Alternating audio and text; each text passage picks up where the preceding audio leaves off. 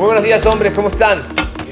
Bien, estamos muy contentos de poder comenzar este nuevo día cerca de la palabra de Dios, todos juntos, en armonía, para poder ser desafiados y aprender acerca de esto que comenzamos la semana pasada y que decidimos titular Masculinidad en Crisis.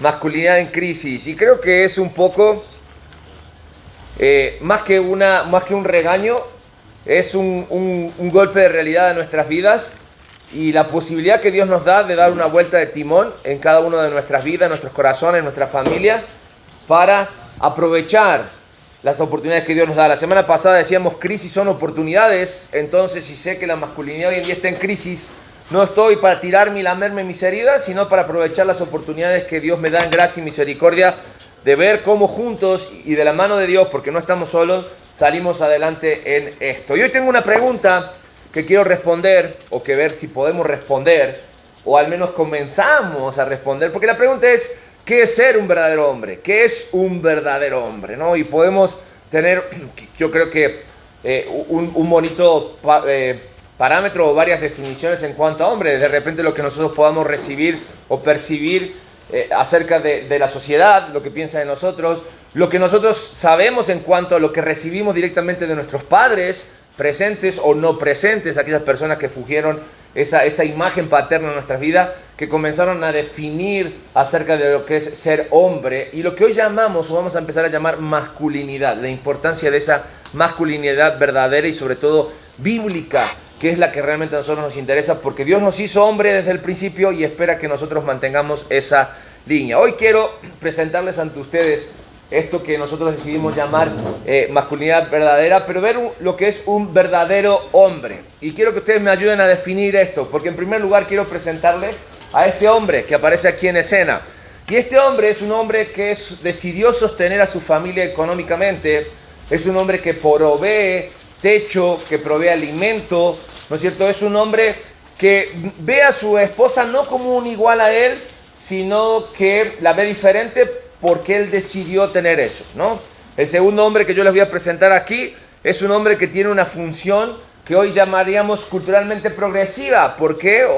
Porque él decidió involucrarse con su esposa en esto de formar familia, de criar a sus hijos, de colaborar, ¿no es cierto? Y él ve a su esposa como igual a ella o igual a él. Y el tercer hombre que les voy a presentar es aquel que de repente decidido a cumplir los roles necesarios en la casa, e incluso viendo no a su mujer como igual, sino incluso mejor que él. La pregunta es, ¿cuál de estos tres hombres que les acabo de presentar creen ustedes que representa la verdadera masculinidad? Aparte, déjenme sumarle que durante la mayoría de nosotros, durante todo el tiempo, hoy son un poco más robóticos o un poco más tuneados, como le dicen ahí, pero durante todo el tiempo nos presentó, y sobre todo Hollywood, que la masculinidad se veía así, ¿no? Ahí tenemos a John Rambo, tenemos a McClane, ¿no? El de Duro de Matar, ¿no? El John Rambo, el rebelde del ejército, que todo el mundo no lo merece, toda la injusticia en contra de él, entonces él decide rebelarse al sistema. Tenemos a McClane, aquel hombre que es capaz por su esposa de enfrentarse a los terroristas. Y bueno, tenemos a James Bond, ¿no? Que solo necesita levantar una pistola y controla el mundo. Y eso nos vendieron, o eso nos hicieron creer que es ser hombre. Entonces, si a los tres primeros concursantes le sumo esto, te sigo preguntando, ¿qué es ser hombre? Por eso como varones, como hombres, estamos como estamos. Y nosotros pensamos que a veces ser hombre, más allá de asumir la responsabilidad, el ser hombre nos obliga a que nosotros hagamos diferentes, tomamos diferentes roles. ¿Realmente el hombre está obligado a hacer estas cosas, ser el proveedor, o debe hacerlo en forma natural conforme a sus funciones, a ser el protector y el proveedor de su familia? Pensamos también que el hombre debe ser el líder y la autoridad de su familia. El hombre realmente es aquel que debe seguir en forma natural mostrando caballerosidad. ¿Es esto algo que nosotros podemos poner en tela de juicio? ¿O realmente es el hombre el único que tiene el derecho y debe proteger su familia, proteger su propiedad e incluso proteger a su país? Cuando estas preguntas las filtramos y las pasamos por la lente de la sociedad, el hombre ya no está obligado a eso.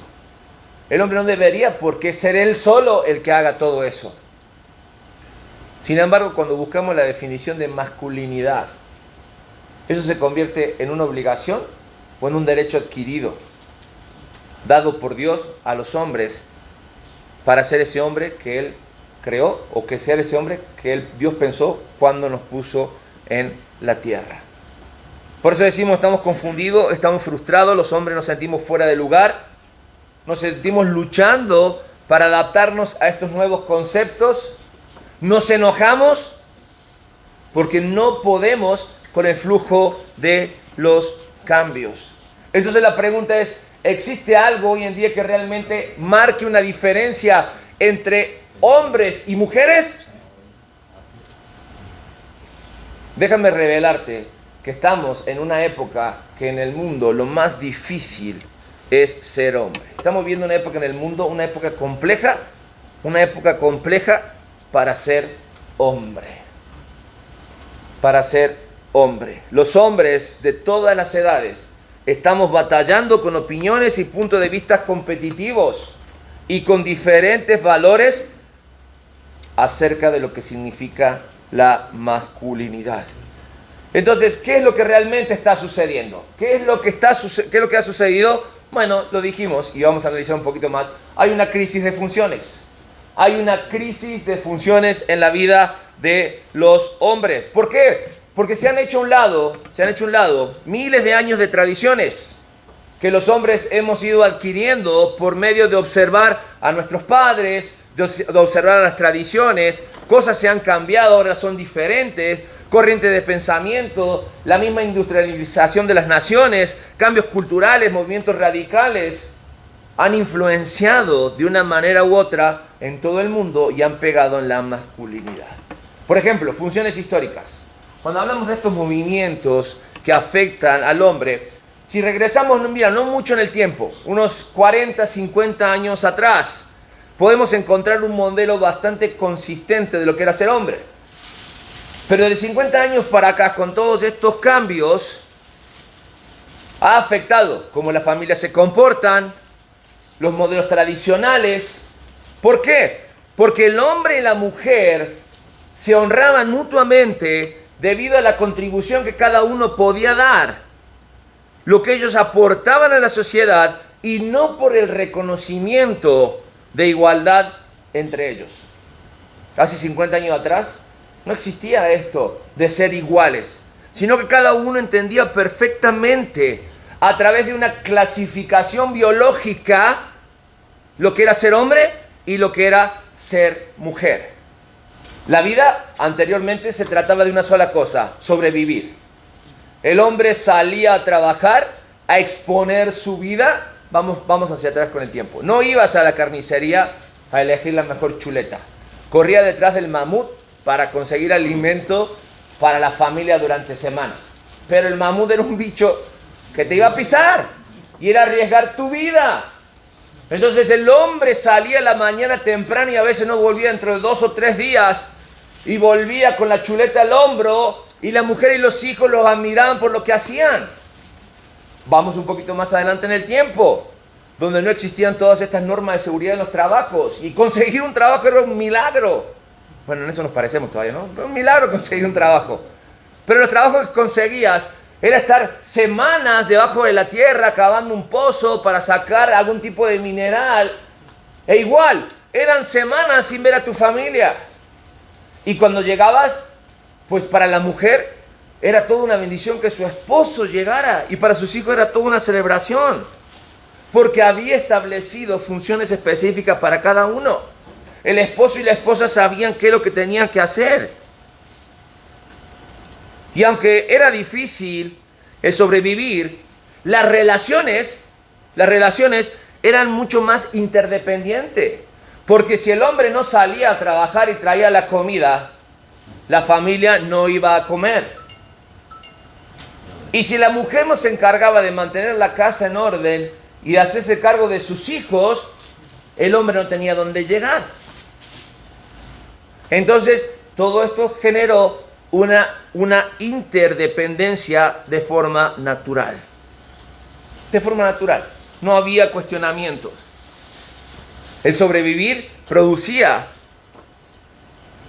que ese espacio natural de convivencia se diera. No existía el tipo de relaciones, claro, que nosotros conocemos hoy, ¿no? No existían esos tipos de relaciones donde el hombre era motivado por grandes logros, sino lo que motivaba al hombre eran cosas sencillas. Llevar comida a su casa, para llegar a su casa, que su esposa la preparara, para poder descansar y tener sexo. Eso era lo que motivaba al hombre. Y lo que motivaba a la mujer era la admiración hacia el hombre, porque sabía que si el hombre no llegaba, no comía. Y la mujer pasaba gustosa su tiempo criando a los hijos. El romance no era parte importante de la vida de muchos de nuestros antecesores.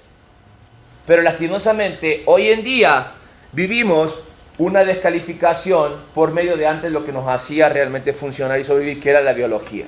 Hoy la biología ya no cuenta como factor determinante para definir qué es lo que tiene que hacer el hombre y qué es lo que tiene que hacer la mujer. ¿Por qué? Porque en medio de las funciones contemporáneas, la biología, decimos, ya no es un factor determinante de las funciones de ambos, ya no estamos tanto buscando el sobrevivir, sino que ahora las funciones y las habilidades se encuentran menos fragmentadas. Es decir, la independencia que encontró tanto el hombre y la mujer ha cambiado los parámetros de apreciación.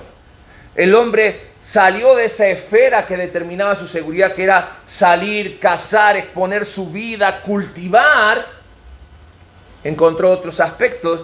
Y la mujer también dejó esa esfera que le daba la seguridad, que era el hogar, sus hijos. Y hoy explotaron esas burbujas de seguridad. ¿Por qué? Porque la vida hoy ya no se trata solamente de sobrevivir. Es más, ya no es sobrevivir. Es vivir la vida de la mejor forma que podamos.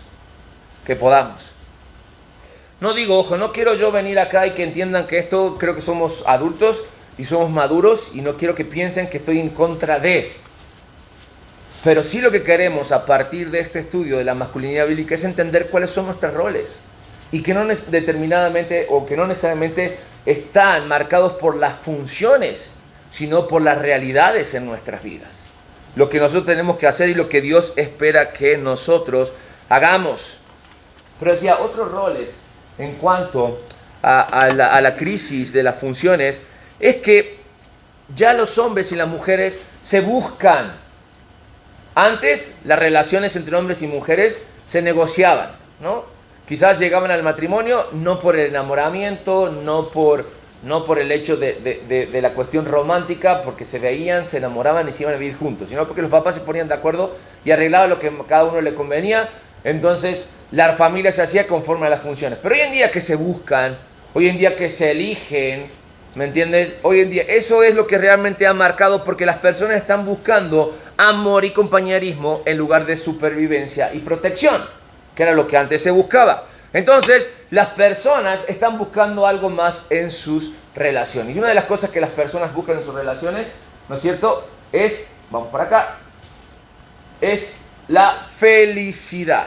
La felicidad, algo tan efímero y algo tan dependiente de nuestros sentimientos. Pero muchas personas sí buscan el compañerismo para sentirse felices. Y hoy casi no hay tiempo para ser felices, porque no hay tiempo para acompañarnos. Y nosotros como hombres, ¿qué podemos hacer sobre esto? Y creo que ese es el reto al cual nosotros, antes, porque en la época anterior, si una mujer venía y te demandaba de atención, tú claramente le podías decir, a ver, te doy techo, te doy comida, no hago que te falte nada, ¿qué más quieres de mí? Pero hoy en día, como ha cambiado eso y se necesita del compañerismo para ser feliz, entonces creo que nosotros como hombres estamos ante un reto de decir, ¿cómo podemos funcionar de tal forma de suplir esta necesidad inminente para que la relación y para que nosotros como hombres podamos estar cumpliendo con lo que nos toca? Porque aparte de la felicidad, lo que las personas buscan en sus relaciones es intimidad. Y cuando hablamos de intimidad, sabemos que antes el hombre llegaba a su casa todo cansado, había salido temprano en la mañana, llegaba cuando era oscuro, lo que quería era que su casa oliera a hogar, que tuviera la comida caliente y después de comer y hacer provechito, si quería ir a la cama con su esposa y tener relaciones sexuales. Eso es lo que buscaba el hombre. Y como hombre, hoy, si queremos tener lo mismo, hay una serie de requisitos que debemos cumplir. Entre ellas, conocer a nuestras esposas, conocer su temperamento, conocer su carácter. Hoy en día, una mujer nos puede cuestionar si hablamos con ella, pero también nos puede cuestionar si no hablamos con ella. Una mujer nos puede cuestionar si respondemos sus preguntas y si no respondemos sus preguntas. Una mujer nos puede cuestionar si damos una solución o si no damos una solución. ¿Se dan cuenta del punto que hemos llegado en la relación por las necesidades que tenemos cada uno de nosotros en cuanto a la compañía, en cuanto a la intimidad? Entendemos que no solamente todo es nuestro esfuerzo, ellas también tienen que poner de su parte y las mujeres tienen que entender que los hombres necesitan ser comprendidos, que los hombres también necesitan ser entendidos. Porque si ellas se enojan, como nosotros nos enseñaron que ser hombre es estar más enojado que ellas, nos enojamos nosotros más. Y ahí se arma, que si nos encendemos, no nos limitamos y podemos llegar a las agresiones. Entonces algo que se puede volver en bueno, se convierte en algo totalmente malo. Y otra cosa que se busca en una relación es la pasión. Antes no existían los preludios. Antes no existía el coqueteo. Antes, si querías tener intimidad con tu esposa, solamente le decías y nada más. Hoy en día, no. Si tú quieres tener intimidad con tu esposa en la noche, tienes que empezar en la mañana temprano a trabajar, ¿no? Tienes que empezar con el desayuno, con la rosa, el WhatsApp, poner la mesa, lavar los platos, ¿me entiendes? Dejar ver la película que ella quiere, descorchar un vino. Y al final, si no se duermen, después de todo lo que hiciste, no, risa, nos causa risa. Pero son cosas que hoy en día necesitamos aprender a manejar. No estoy diciendo que esto está bien o que está mal, sino que nosotros como hombres necesitamos aprender a manejar. Que es importante en nuestras relaciones de hoy la felicidad, la intimidad y la pasión para que podamos funcionar. Pero es cierto, porque esto lleva a que la relación entre un hombre y una mujer hoy en día se convierta en un misterio. ¿Por qué se convierte en un misterio? Porque tú puedes hacer hoy todo lo necesario para conseguir lo que quieras en tu relación, pero te aseguro que el 110% de las personas me aseguran que para el otro día no funciona lo que hice hoy. ¿O me equivoco? Tengo que hacer cosas nuevas. Y está bien, es parte de nuestra reinvención, es parte de poner nuestra masculinidad en función. Y hoy en día nos encontramos ante un dilema cultural. Los problemas que como hombres estamos sufriendo tienen que ver con dos palabras: la falta de propósito y la falta de identidad en nuestras vidas. Y eso es lo que nosotros queremos trabajar cuando hablamos de una masculinidad conforme al corazón de Dios. Cuando hablamos de una masculinidad bíblica, necesitamos una identidad dada por Dios. Porque cuando no definimos esto, nosotros nos volvemos agresivos. Nosotros tomamos decisiones que realmente pueden afectar a las demás personas. Entonces, vamos a buscar rápidamente en esta hora, en el tiempo que nos queda, 4 verdades de la palabra de Dios que podemos tomar en cuenta en cuanto a cómo la Biblia define nuestra identidad como hombres. Y en primer lugar necesitamos entender que lo primero que tenemos que hacer es moldear nuestra forma. Vamos a Romanos capítulo 12.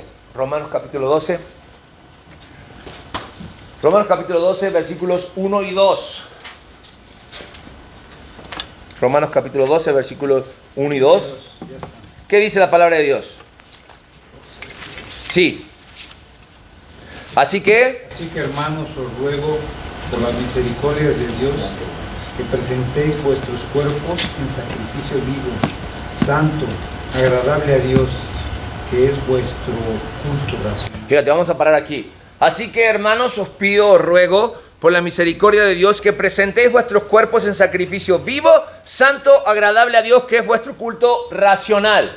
Interesante el pedido del apóstol Pablo a los cristianos en Roma. Él está diciendo que ahora nosotros tenemos que dejar el rudimento de las cosas antiguas, de los sacrificios antiguos, y nosotros mismos convertirnos en ¿qué? ¿Sacrificio qué? ¿Qué significa la palabra sacrificio vivo? ¿Pero qué tengo que ir? A una hoguera y me tengo que tirar a la hoguera, ponerme en un sartén grande con agua hirviendo y sacrificarme, ponerme en una bacha así caliente y freírme. ¿Qué significará que debo yo transformarme en un sacrificio vivo? Normalmente cuando sacrificamos algo, el animal que se sacrifica, ¿cómo está? ¿O cómo estaba? Muerto, se desgollaba, se dejaba correr la sangre y después se ofrecía en el altar del sacrificio. Pero acá dice que nosotros no tenemos que matarnos, sino que tenemos que ser, y te lo voy a decir para que puedas encontrar, un sacrificio andante. Porque es una cuestión constante. Es lo que mismo que decía Juan el Bautista cuando decía es necesario que yo mengüe para que Él crezca.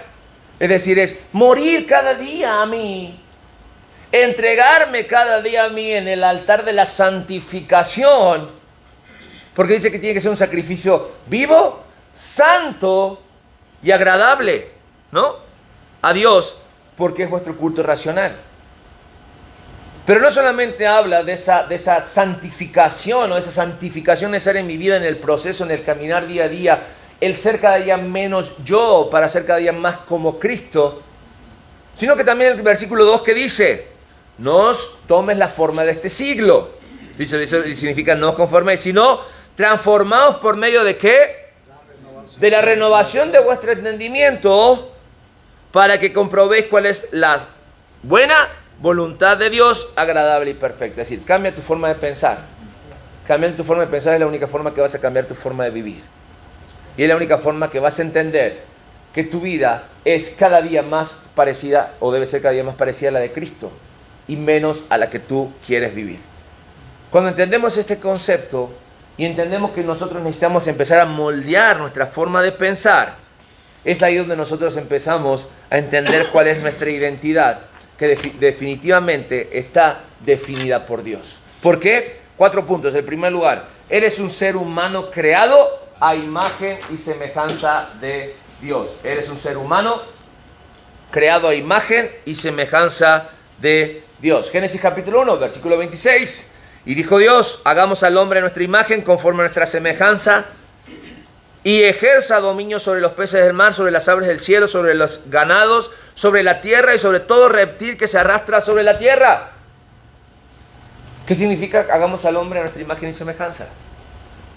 Si Dios es espíritu, ¿cómo es que nosotros somos hechos a imagen y semejanza de Dios? ¿Qué crees que significa esto? ¿Cuál es el secreto detrás de esto? Porque definitivamente no se refiere a nuestra apariencia física, ¿estamos de acuerdo? No es que me ves a mí y vas a saber cómo es Dios. Pero se trata de nuestra capacidad especial para pensar, nuestra capacidad especial para sentir, para decidir. Es decir, tenemos intelecto, tenemos emociones y tenemos voluntad. Y si eso lo someto a la forma de pensar a Dios, porque tengo la capacidad, porque soy creado por Dios, a su imagen y semejanza, quiere decir que no es excusa todo pensamiento que llega a mí, toda doctrina que llega a mí incorrecta, como excusa para decir, es que no sé qué tipo de hombre tengo que ser, o no sé lo que Dios espera de mí. Porque sí, y más como hijo de Dios, necesitamos ser conscientes de lo que Dios espera de mí como hombre. Tan definido es Dios que en el versículo siguiente, en el versículo 27, dice que dio roles específicos a los que Él creó, porque dice, varón y hembra los creó. ¿Sí? ¿Se dieron cuenta de eso? Dice, hombre y mujer los creó. Y conforme a su sexualidad, a su biología, les dio actividades específicas que ellos debían realizar. Y cuando yo veo esto, me doy cuenta de que en la Biblia no hay capacidad de interpretar algo que vaya en contra de este principio dado por Dios. Varón y hembra los creó. Varón y hembra los creó. Proverbios capítulo 4, versículo 23 dice que sobre toda cosa guardada debemos guardar ¿qué cosa? Nuestro corazón, porque de él mana la vida. Y no se refiere a este músculo que tenemos aquí en el centro del pecho que empuja la sangre para que vivamos, sino se refiere a nuestro pensamiento, a nuestra mente, a nuestra alma. Cuidar de lo que alimentamos nuestros pensamientos, porque Dios espera que administremos bien nuestro intelecto y filtremos aquello que alimenta nuestra mente Y también espera que cuidemos nuestro corazón, ya que siempre tomamos, y esto es una realidad que tenemos que tomar en cuenta, tomamos decisiones basadas en lo que pensamos y en lo que sentimos. No lo podemos evitar, pero sí podemos llenar nuestra mente de cosas que nos lleven a tomar decisiones correctas. ¿Estamos de acuerdo? 2, que define nuestra identidad. Eres un ser humano creado con propósitos divinos, con propósitos divinos.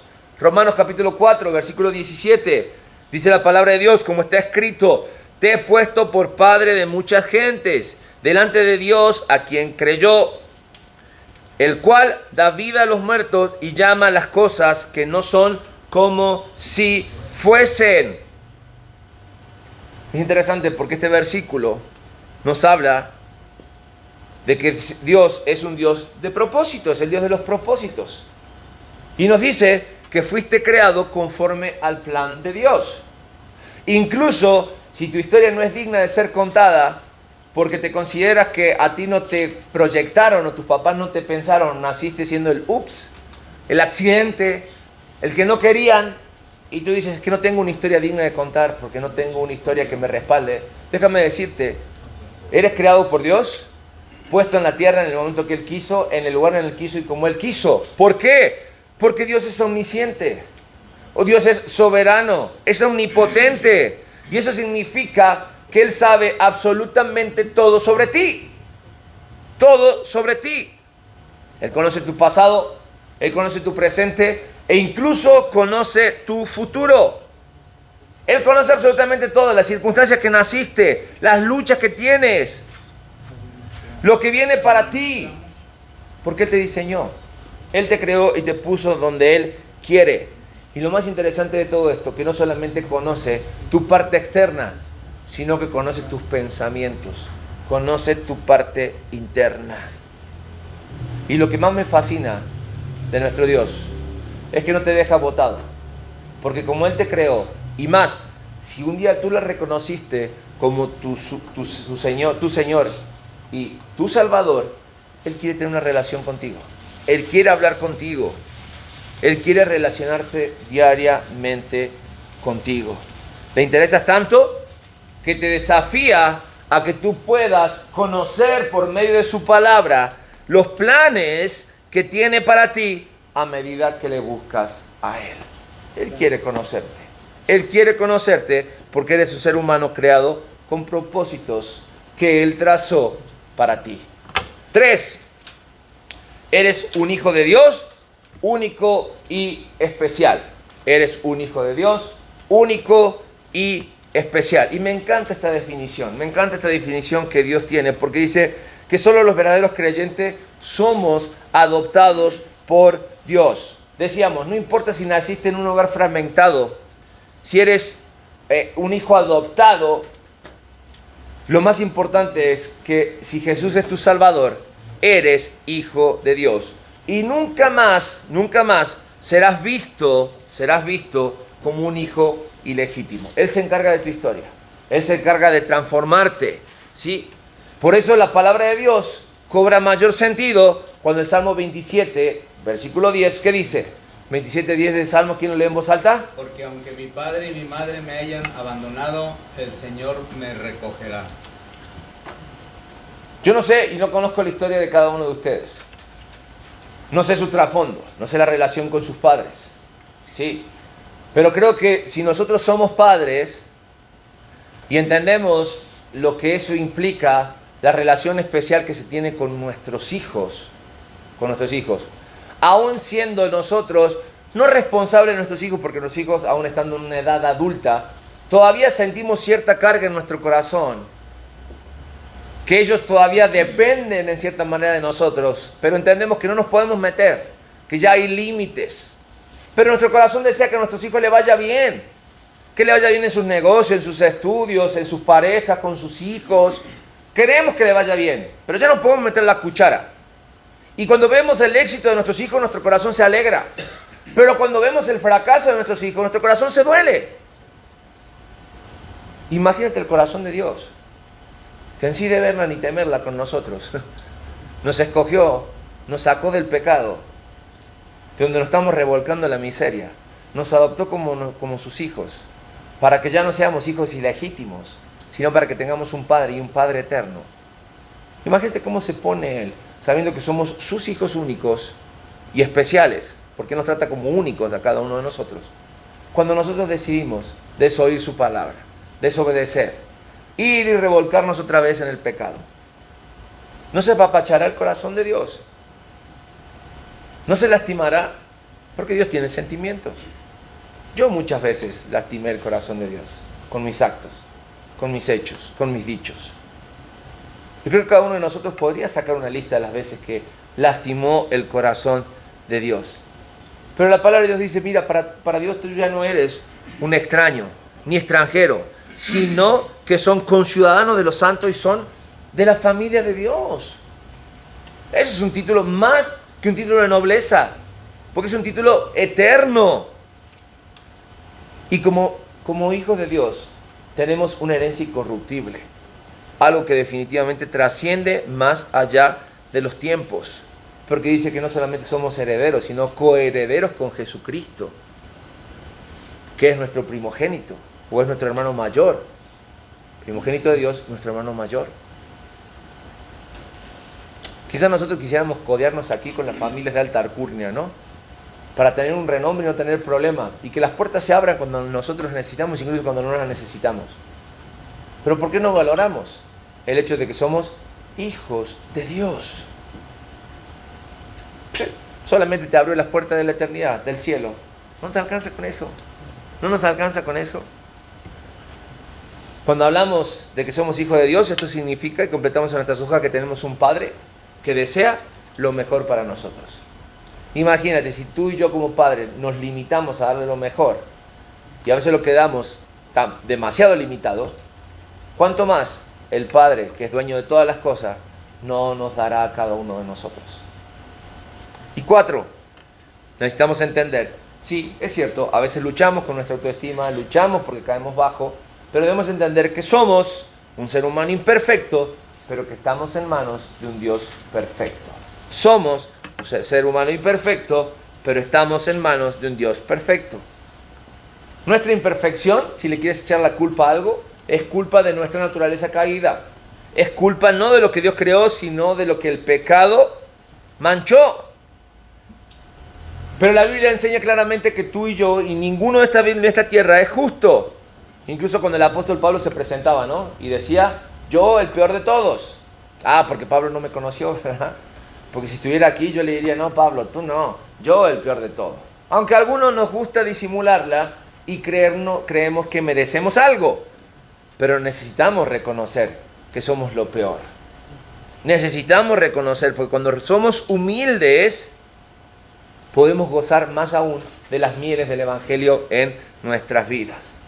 Porque Romanos capítulo 5, versículo 8 dice, mas Dios muestra su amor para con nosotros, en que siendo enemigos de Dios, en que siendo muertos por el pecado, Cristo murió por nosotros. Cristo murió por nosotros. Entonces, más allá de cualquier pensamiento, cualquier corriente que llegue a nuestra mente, que pueda minimizar nuestra masculinidad, si nuestra identidad está marcada y dada por Dios, no debemos dudar a la hora del llamado de ser hombres. Hombres. No macho, de pelo en pecho, lomo plateado, sino hombres que entendamos cómo funciona este mundo y lo que Dios espera de nosotros. Que no es estar por debajo de, ni sumiso a los pensamientos y a la corriente de este mundo. Porque nuestra masculinidad, nuestra identidad está definida por Dios. Fíjate, basada en la Biblia y no en filosofías humanas. Porque la filosofía humana te dice, ¿con que Dios os ha dicho? ¿De dónde salió eso? ¿Con que Dios os ha dicho? De la serpiente. Del profundo del corazón del hombre. La serpiente solo apretó el botón que necesitaba, porque dice que la serpiente era astuta. Ella lo vio, porque observa, y apretó el botón que tenía que apretar. Y todo lo demás, mira, ¡fum! Como cuando abres una presa, así pasó con el corazón del hombre. Y hoy pagamos las consecuencias de esa filosofía humana, de ese pensamiento humano. Pero la responsabilidad sigue siendo nuestra. La culpa sigue siendo mía. Yo como hombre tengo la culpa de que estamos como estamos. Por lo tanto, la solución está también en cada uno de nosotros. Y aunque imperfectos, no sabemos que estamos en manos de un Dios perfecto. Y solo por medio de Cristo podemos andar en el Espíritu, que es necesario para corregir nuestra forma de andar. Y así poder derrotar todo pensamiento y todo deseo que llega a nuestra mente. Todo lo que viene de nuestra naturaleza pecaminosa. Sí, porque ahí está, todavía está aquí adentro. No lo hemos sacado aún en nuestras vidas. Por lo tanto, en estas 4 verdades sobre nuestra identidad, tiene también una implicación masiva. Porque si yo me hago cargo y empiezo a funcionar de forma correcta, afecto mi entorno. Comenzando en mi vida, ¿sí? Recuerden las relaciones que se rompieron al principio. Afecto mi vida, afecto la vida de mi cercano, de mi próximo, afecto mi relación con mi entorno, pero también afecto mi relación con Dios en forma positiva, haciendo lo que tengo que hacer. Asimismo, saber quién soy me ayuda a ver cuáles son mis virtudes para poder servir a Dios, pero también me ayuda para saber cuáles son mis debilidades, para que yo pueda rogar a Dios que obre en mi ser para ser transformados. Por eso, si hoy tenemos que responder la pregunta del principio, ¿qué es ser un hombre de verdad? Podemos decir que un hombre verdadero es alguien que conoce acerca de quién es y que vive, y que además vive esa realidad entendiendo la importancia de haber sido creado con un propósito de parte de Dios. Eso es ser un hombre verdadero. Vamos a orar, hombres, vamos a orar. Gracias, Dios, por la oportunidad de estar en tu palabra. Gracias por estos minutos juntos para poder hablar, para poder estudiar tu palabra y para poder encontrar en ella todo aquello que es bueno para nosotros. Ayúdanos a ser sensibles a tu voz. Ayúdanos a hacer los cambios que necesitamos para ser hombres verdaderos. Ayúdanos a afectar nuestras vidas de tal forma que en forma eterna afectemos la vida de nuestra esposa, de nuestros hijos, de nuestro trabajo, de nuestro entorno. Ayúdanos a ser, Señor, factores de cambio que realmente anden en este mundo digno del Dios que nos salvó, del Dios que transformó nuestras vidas. Y si en este lugar hay hombres que aún dudan en su corazón acerca de Cristo, acerca de su salvación, acerca de que Cristo sea su Señor, clamo a ti para que tu Espíritu Santo pueda transformar esos corazones y hoy puedan entender que sin ti es imposible y que puedan reconocer sus pecados y pedirte perdón. Es lo que clamamos a ti en el poderoso nombre de Jesucristo. Amén y amén.